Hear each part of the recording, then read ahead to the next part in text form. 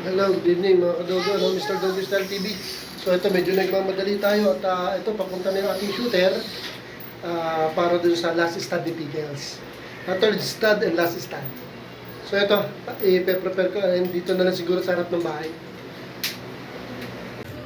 Okay, ito, naghihintay na kami ng shooter, ano? Yan, nilabas ko rin si Maggie, kawawa naman eh. Nag-hit din yan, hindi na namin pina-stud. May edad na. So hintay-hintay tayo sa shooter Pickles ha. Alright, ito mga kadogo, dumating na si Poging Kobe, ang ating dam, ano? Tropa, parating na yung shooter, ha? Andyan na raw sa Sangandaan. Ito nga pala, pati si Maggie, nilabas ko, mga kadogo, ayan, para makapanood siya. Alright, ito, hindi ko na nakuna yung pagdating ng ating tropang shooter, ano? So, ito sinimulan na agad namin kasi medyo malinsangan para makapagpahinga agad.